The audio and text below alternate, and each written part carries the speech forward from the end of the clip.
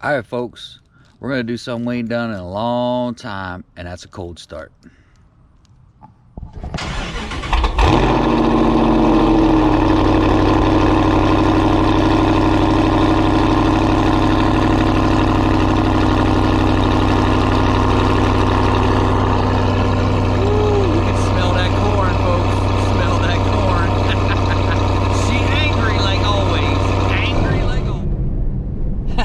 Alright folks, welcome back to the channel.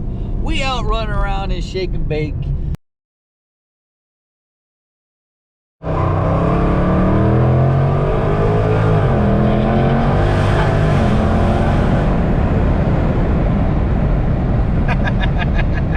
I love this car.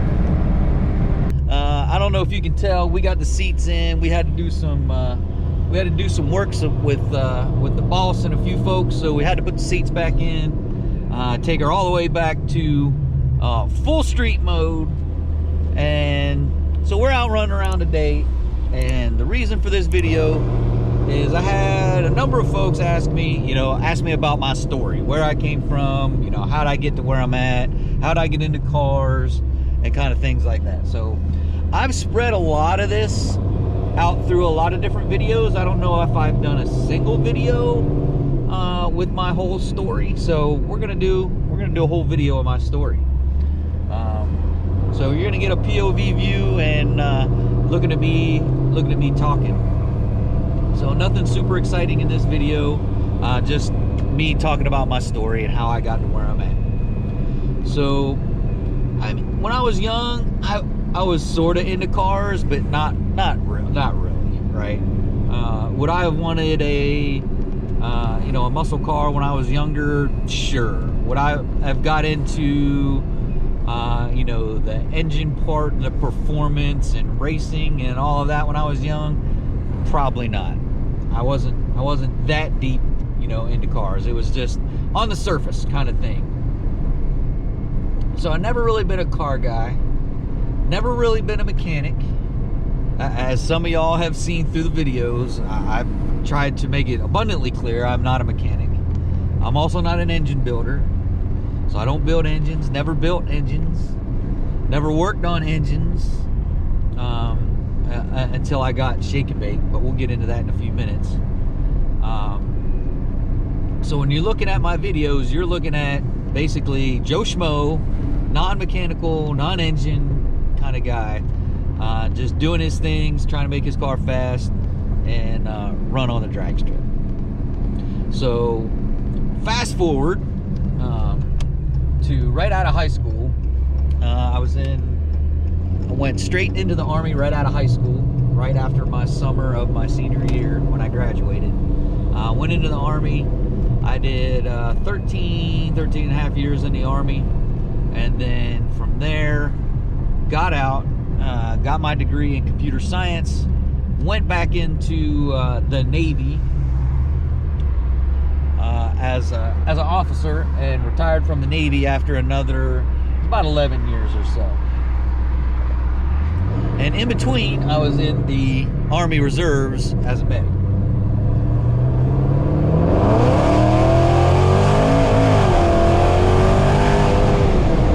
All right, we had to get a little fun in there. We had to get a little fun in there. But anyway, back to where I was. So got out of the Army, got my degree, went in the Navy, back as an officer, finished up my 20-some years. The total between the Army Reserves, and the Navy was a solid 27 years in the military. And how I wound up getting shake and bake was I got super interested in the muscle car scene when the Mustang went back to the retro style. So at that time, was it 2003, 2004 maybe, late 90s, I was looking at a Mustang. But at that time, it was just not practical for me and the family. But it was always in the back of my mind, hey, I wanted something retro. And then the Camaros came out. I wasn't too much into Dodges at that time. I was either looking at the Mustang or the Camaro, and it was all for looks, all for show, nothing for performance. It was just, I like the look, of the retro Camaro and the retro Mustang. Long story short, after I retired, I drove a beater for quite a while, for several years, probably about 6 or 7 years. I drove a beater around, and at that point, it started going downhill fast. So as that started to go downhill, I had the opportunity to rent a Scat pack. Yes, I rented a Scat pack in Tennessee and drove it for a week. It was like, man, this is no comparison to a Mustang or a Camaro. Just, I mean, the power is roughly the same, but it was just the styling of the Mustang and the Camaro went off from the retro styling into more modernized styling, where the Challenger stuck with that 70s kind of vibe. So I rented that, and I was like, yeah, this is it. Plenty of room, arguably usable back seats, and it has a huge trunk. So Challenger it was. November 16th, 2016 was the day. I was just tired of the beater. I was done with it. Took it, traded in, got Shake and Bake. Still was not into the, you know, the muscle car scene or the racing scene or the car show scene. None of that. I just wanted a retro looking Challenger. Didn't really know what I was getting when I bought it. Didn't really do a whole lot. I did some research because I really was looking for a Scat pack, but couldn't quite fit it in the budget. So wound up getting Shake and Bake. From there, still wasn't into performance scene, wasn't into car show scene. Then I got into the car show scene. I went to a couple car shows just to, you know, look at retro, old school muscle cars. And lo and behold, there was a lot of people showing their, you know, their newer Mustangs, newer Camaros, and moreover, Challengers and Chargers. So I was like, huh, okay.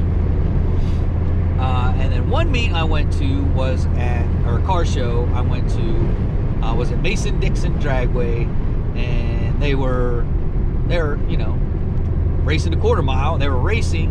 It was racing and a car show. So going around looking, and you know, you get your ideas. You hear people starting their cars up, and it's like, oh wait, I want my car to sound like that. What'd you do? And that's where it all started. Was the sound. It all started with the sound. Got in, decided to go. Initially, I cut out the mid mufflers, replaced them with Flowmaster 40s, and kept the resonators. And that wasn't quite what I wanted, so then I went ahead, cut the resonators off, and I was happy with that. That was super nice. From there, Capitol Raceway, the original Capitol Raceway was open, and I just happened to go, all right, I'm just gonna go down the track one time just to see what happens, just for fun. And it spiraled from there, folks. After that first run, all right, how do I make this thing faster? So that's when I got into, you know, researching on YouTube and on the internet. I'm still not really a forums guy. I don't go into the forums a lot, which I probably should, because some of y'all have pointed me in that direction for some of the big mistakes that I've made, where I probably could have saved myself a bunch of money if I would have done some of the forums. But not a forums guy, so started watching YouTube, and that's when I started watching RT Life and what he was doing with his 5.7 to gain more power. So then it was the cam, the headers, and it just spiraled from there. And you know what? I'll put up a list of everything I've done to Shake and Bake. So it's always in the description of the videos. You can look in the description of the videos. It's always there. But I'll put it in in this video on the side on a little pop-up so you guys can see everything I've done over more the last probably 3 years than 4 years, but it really started not long after I bought Shady Bay. And from there, it's just learning from people that have worked on my car, you know, from Steve, now to Mike, to the other Mike, to wide body Mike, talking to mechanic Mike. Ant is another good buddy of mine that's given me a lot of advice and a lot of help. And it's just picking their brains. 3-Pedal J, he's another one that is you know, giving me a lot of inspiration, a lot of advice on what I should do and what I shouldn't do. And sometimes I listen, sometimes I don't.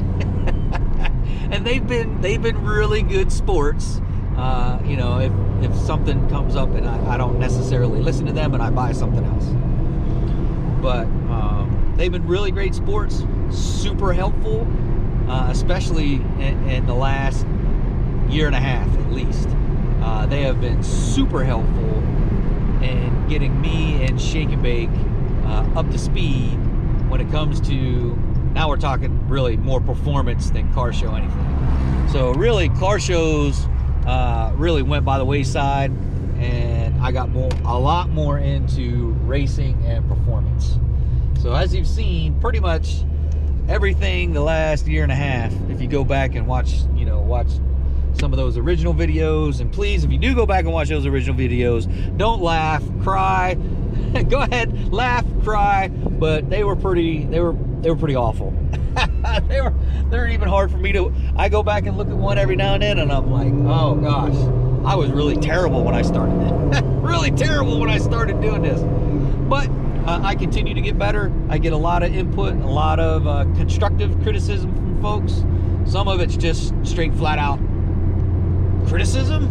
I wouldn't say constructive, but I take all that to heart, and you know, it just makes me better. So I don't mind constructive criticism.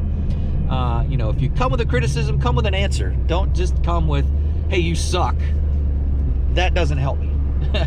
If you come and you say, you know, your videos suck because of this, if you would try this or something like that, you know, I can integrate that stuff and I can get better. And hopefully keep you better entertained, because that's what this is all about, right? Is keeping you entertained, keeping you engaged, and me making content that you guys want to watch. But that's basically my story in roughly 11 minutes, 12 minutes. Real quick, down and dirty, but like I said, if you can get those folks that can help install their knowledge, or willing to share their knowledge with you to better your car and better yourself and make yourself smarter about your car, that's really invaluable. And I tell you, I got some of the best friends since I got this car. I've made so many good friends and a number of best friends, and I'm hoping they consider me the same. But just a great group of folks. I really do. You know, our little small group around here, you see them on the channel, you know, and 3-Pedal J, you've seen him a couple times. You've seen Wide Body Mark, you've seen Mechanic Mike, you've seen Intense. He's been on the earlier in the channel in some of the videos. You got Mike J, he's also been in some of the videos. Just super helpful, super great folks, and that's really what's got me to where I am today, is great folks I've ran into along the way. But that's me in a nutshell. If you got any questions, you know, shoot me in the comments or shoot me a DM on Instagram, and I try and answer all the comments. Some of the, you know, replies to comments I don't necessarily get to because I don't catch them all the time, but I do try and answer all the comments, and I definitely try and answer all my DMs on Instagram. You can hit me on Facebook, but I rarely rarely go to Facebook or Messenger other than to just post my videos. I'm not a big Facebook guy, but that's it for this one, folks. I hope you kind of enjoyed this. I just wanted to throw this together real quick. A lot of people were asking, so I threw it together. There you go. That's Dawn, Modern Red Hemi in a nutshell. But if you're stopping in for the first time, please do me those things, man. Check out the rest of the channel. If you like what's going on, you like the racing, you like the build, all of that, you like to see other builds, hey, do me those few things. Like, subscribe, smash the bell, shoot me a comment, let me know, you know, what you guys want to see, and share it on your social media, right? If you got friends that are into Mopars, into drag racing, you know, shoot it to them, get it out on your social media. You know, hopefully we can get them involved, right? And grow the channel, and we keep pumping out content, pumping out modifications, and keep y'all entertained. But that's it for this one, folks. Until next time, it's going to be soon because we're hitting the track tomorrow. Until next time, adios.